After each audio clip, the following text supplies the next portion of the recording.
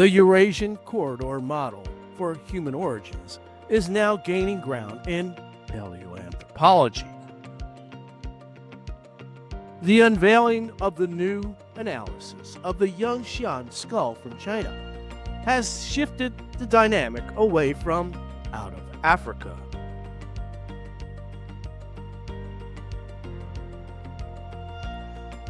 Chris Stringer of the London Natural History Museum is widely considered to be the godfather of paleoanthropology. Professor Stringer has been honored by the Royal Society in 2023, decorated by the Crown, and is revered across continents. At the ceremony in 2023, the Royal Anthropological Institute bestowed upon him the Distinguished Huxley Model, recognizing major scientific contributions to the field of anthropology. Professor Stringer was one of the earliest and most passionate proponents of the Out of Africa model. Out of Africa, the dominant model for decades, proposes that all modern humans evolved in Africa and dispersed globally 45,000 to 50,000 years ago, replacing early hominids with little to no interbreeding. Some anthropologists, driven as much by ideology as evidence, insisted that all modern humans must trace their ancestry to Africa, and framed alternatives as fringe. But, to his credit, as early as the 2010s, Professor Stringer began expressing growing doubts about the evidentiary grounding of a strict out-of-Africa model. Edge.org, 2023, quote, 20 years ago, I would have argued that our species evolved in one place, maybe in East Africa or South Africa. A small population of humans became modern physically, isolated and perhaps stressed by climate change. This drove a rapid and punctual origin for our species, end quote. Chris Stringer. Continuing, quote, now I don't think it was that simple. Either within or outside of Africa, we end up with quite a complex story, with even some of this ancient DNA coming back into modern humans within Africa. So our evolutionary story is mostly, but not absolutely, a recent African origin, end quote. A series of magnificent discoveries in the 2010s, both in the lab and out in the field, had profoundly influenced Stringer's thinking.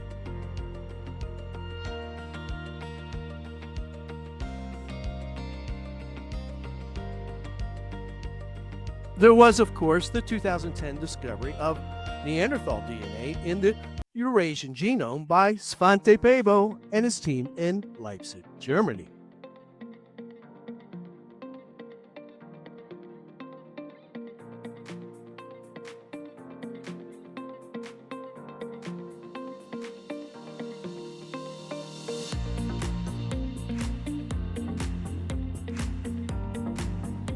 In 2019, Stringer's close colleague, Katerina Harvati of Tübingen University, reanalyzed the Apidima 1 skullcap from Greece. It had been discovered by Athens medical students in the late 1970s. The fossil was originally believed to be Neanderthal, but Harvati and her team confirmed it to be Homo sapiens and redated it to 210,000 years ago. This placed anatomically modern humans in Europe at a stunningly early date, nearly 120,000 years before the timeline proposed by Out of Africa. In late 2019, UCLA geneticists Shriram Sankararaman and Arun Durvasula published a groundbreaking study on archaic DNA in modern Africans. Quote, this is a very exciting paper. It shows that Africa had its own ghosts, just like Eurasia, end quote. Chris Stringer, quoted in The Guardian. African DNA Admixture.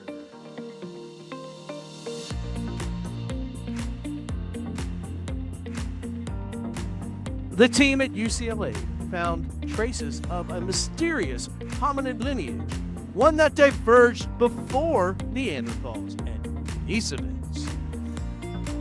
They found that Africans have up to 19% archaic hominid DNA admixture. But what archaic hominid?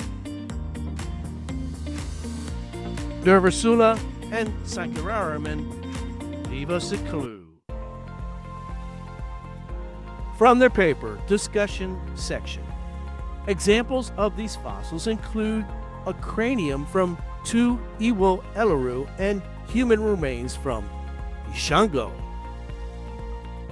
Chris Stringer did his doctoral thesis on the Iwo Eleru skulls in 1972, and nearly 4 decades later, he co-authored a paper on the same specimen with Greek paleoanthropologist Katerina Harvati. If the admixture is related to Iwo Eleru, which is dated to 16,000 years ago, it is likely the species could be a late surviving Homo ergaster or an early archaic human like Jebel or Hood.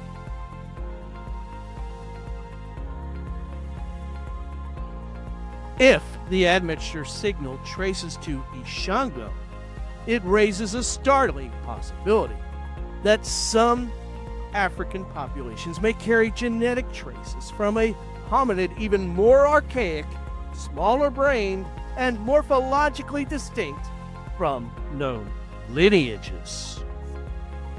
Ishango is most often associated with the magnificent Ishango bone, a relic etched with rudimentary mathematical symbols. But fewer people know the hominid fossil bones and teeth were found there as well. 2 highly specialized studies on the Ishango fossil bones were published in 2014 and 2015, rich in metrics, morphology, and the kind of detail only a handful of experts can decode. The 2014 paper, co-authored by superstar paleoanthropologist Dr. Shara Bailey of NYU, reaches a stunning conclusion. The dental remains could be related to the Australopithecines. The dimensions of the Ish-25 crown align it with the Australopiths rather than with Pleistocene Homo or modern humans. The dimensions of Ish-25 crown align it with Australopiths rather than with Pleistocene Homo or modern humans. African admixture with the Australopithecines, Yunxian, and the puzzle of early Homo. Now Chris Stringer has shifted his view even further, with implications that are seismic for paleoanthropology and ultimately for the story of human origins. In September 2025, Chinese paleoanthropologists announced a major reanalysis of the Yunxian skull, dating it to 800,000 years ago and assigning it to a sister species of Homo sapiens. Led by Professor Ni Shijun of the IVPP, the study used high-resolution CT scans to digitally reconstruct the crushed Yunxian cranium. The fossil was reclassified as part of the Homo longi clade, closely linked to Denisovans and distinct from Homo erectus. Published in Science on September 25, 2025, the study suggests a much earlier split between modern humans, Neanderthals, and the Asian lineage. Chris Stringer is one of the co-authors on the Yunxian paper. Indeed, he is the only non-Chinese co-author. From the paper, the results show that this cranium displays mosaic primitive and derived features. Morphometric and phylogenetic analysis suggests that it is an early member of the Asian Homo longi clade. Continuing, which includes the Denisovans and is the main part of the sister group to the Homo sapiens clade.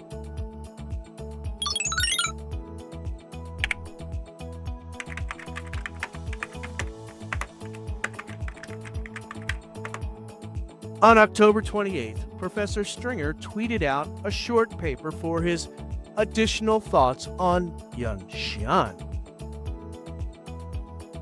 Stringer states that, quote, "Our results indicate that the sapiens longi and Neanderthalis clades have roots that extend beyond 1 million years, and that their early diversification was rapid." He further states that the Eurasian distribution of Yunxian and Homo antecessor suggest an extra-African origins for these lineages. An extra-African origins for these lineages. Stringer then raises the possibility of an into Africa event, a back migration of Homo sapiens from Eurasia. Stringer, but even if the ultimate origin of the sapiens lineage proves to have been outside of Africa, there must have been an inside of Africa movement for sapiens to continue its evolution there. A side note, Bruce Fenton from England, a scientist and UFO expert and friend of Graham Hancock, outlined precisely this model 10 years ago in his book. According to Stringer, this would be followed by the classic out-of-Africa dispersal about 50,000 to 60,000 years ago. And then Stringer seemingly gives a nod to the multi-regional proponents.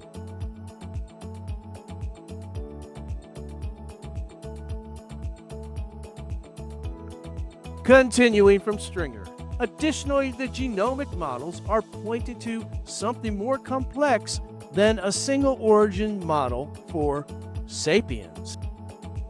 Something more complex than a single origins model for sapiens. The Eurasian Corridor Model. As Professor Stringer suggests, if these hominids didn't come from Africa, then maybe the story didn't start there. Maybe it began in the rocky limestone cliffs of Greece, the deep forest of southern Germany, and the high plains of China. Miocene apes such as Grecopithecus and Antediluvius roamed southern Europe from 13 million years ago to as late as 6 million years ago. The famous hominid footprints of Crete were discovered in 2002 by Gerard Gerlinski, a Polish dinosaur fossil hunter. The footprints are dated to over 6.1 million years ago.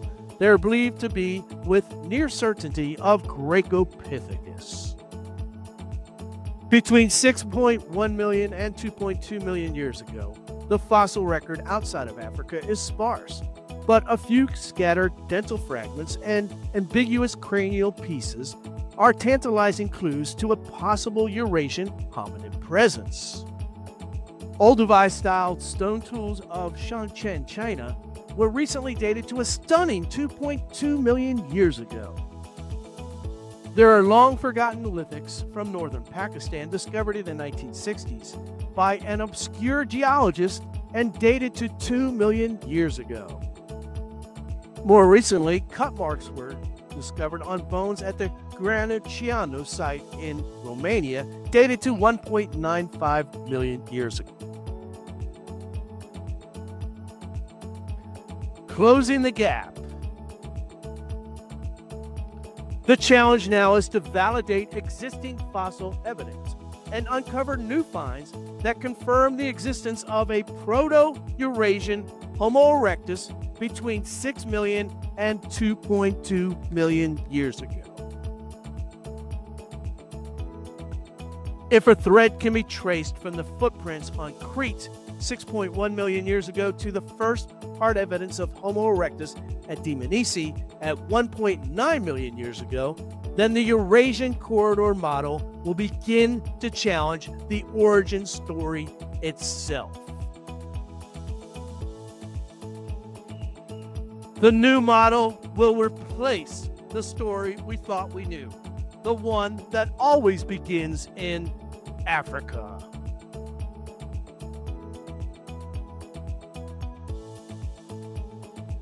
Thanks for watching. Stay tuned for more on this topic in the coming weeks.